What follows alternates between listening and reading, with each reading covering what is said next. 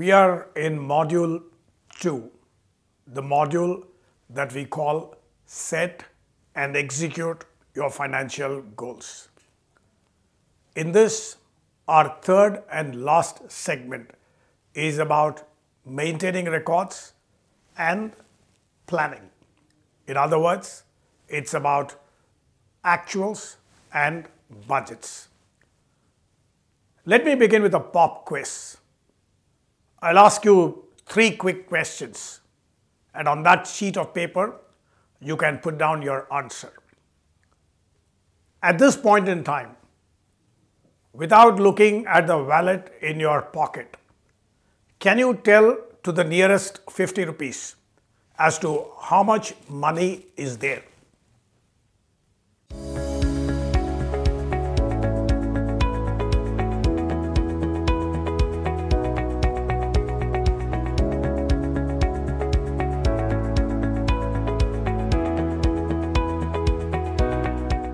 Let me get into my second quiz. What was the amount of money that you received? Or how much was the income that you earned last month? Can you put out that number there on that sheet of paper that you have?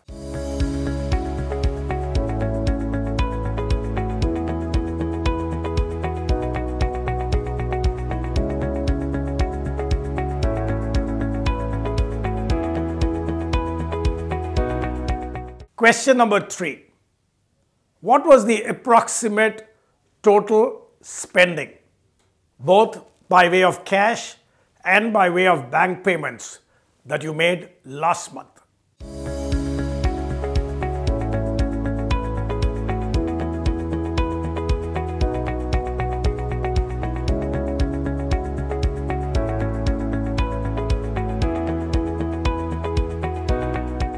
If you didn't have an answer to the 3 quiz questions that I put forth, do not berate yourself. Most of the people, a vast majority, are like you. They do not know. But if you want to walk the distance to financial discipline and therefore to wealth creation, you must know these. Beginning today, I think you should get into the habit of knowing that, and the first step towards it is to maintain records. And the first step towards it is to maintain a record of your income and expenses. Let me tell you what an income is. If your father is someone who goes to work, the salary that he earns, the salary that gets credited to his bank account at the end of every month, is a source of income. If your mother is someone who is self-employed, who runs a small business, the profit that she earns at the end of each month is a source of income.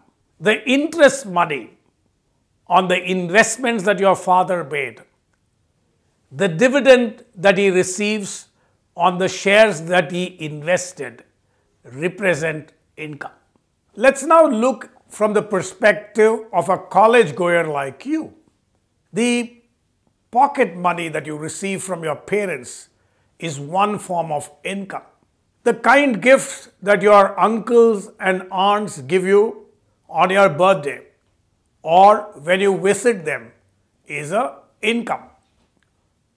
The money that you pick up when you do summer internship in a company is an income. The honorarium that your professor pays you when you do some small jobs for him is an income. Whether all of this income is taxable or not is not what I'm getting into. I'm merely laying down what constitutes income. And I'm trying to tell you that it would be a good idea for you to know how much income you picked each month. Next up, you spend money. I'll talk from the perspective of a college goer, and then maybe I'll speak from the angle of a just born professional. As a college goer, You have the college fees to pay. You have the mess bill to settle. If you are not living with your parents, if you are not in a hostel, but if you have taken up paying guest accommodation, then the groceries that you buy, the rent that you pay, these are all expenses. The petrol that you pour for the bike that you use, the repair work that takes place on your vehicle are expenses. The recharge that you do for your mobile, the movies that you watch, the pizzas that you have along with your friends at McDonald's, these are all expenses. And what I'm now trying to tell you is that you must keep a record of these expenses. You must, at the end of the month, look at these expenses, classify them into predefined categories, and get to know where your money has gone. One quick classification can be food, clothing, shelter, transport, communication, self-development, entertainment, miscellaneous, investment, etc. There are many of us who argue that we don't waste our money. But how do you know you don't waste your money unless you have kept a record of that money? And unless at the end of the day you analyze that money? Trust me, in the month that follows this, maintain a record of the expense that you incur. At the end of the month, analyze it, and you will be surprised that some of the money that you spend are not monies that you would actually want to spend.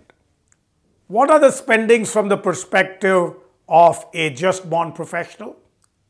They are also much the same. Food, dresses, rent, petrol, mobile charge, investments that you make, the self-development courses that you undertake to upskill yourself, the vacations that you might choose to go, and so on and so forth. As much as a college-going student must pick up the early habit of maintaining record of his expense, the young professional too should, because oftentimes the amount of money that a young professional earns is significantly large, and the best time to start saving them is right now. The best time to begin the process of investment is right now. And you can't do that unless you know where your money is going. To the young college goer, let me tell you that if you save some money and buy an asset, like the smartphone that we talked about in one of the earlier segments, or you make a mutual fund investment, the pleasure that comes out of your first investment is phenomenal. Let me now get into the second big idea in this learning goal: budget, also known as plan. At the beginning of each month, set out a plan of what are going to be your expenses. Like the government does, like companies do, prepare a budget.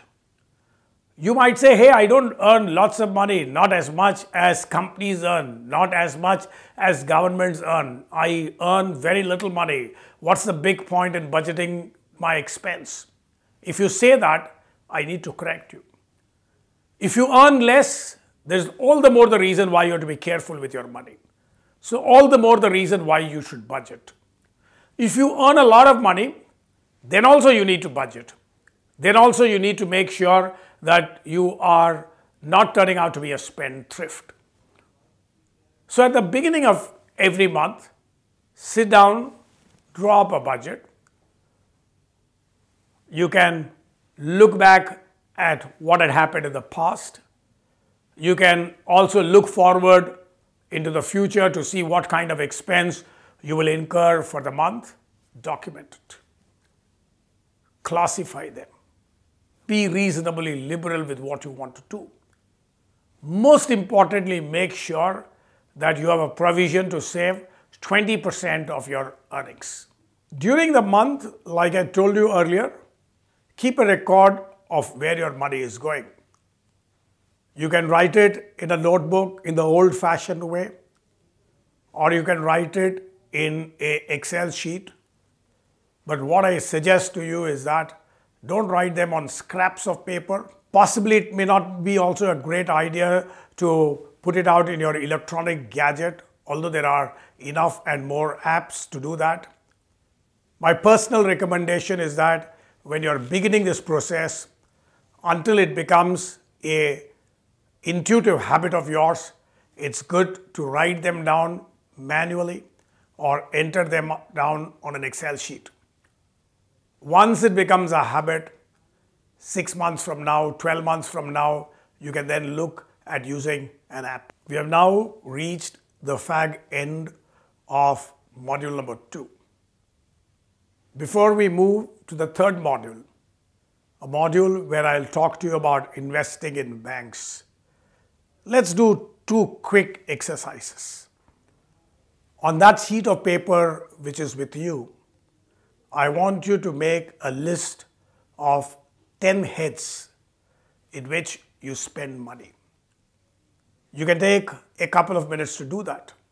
Exercise number 2, alongside in the next column, very quickly from the top of your head, put down how much money you intend to spend on those 10 items in the coming month.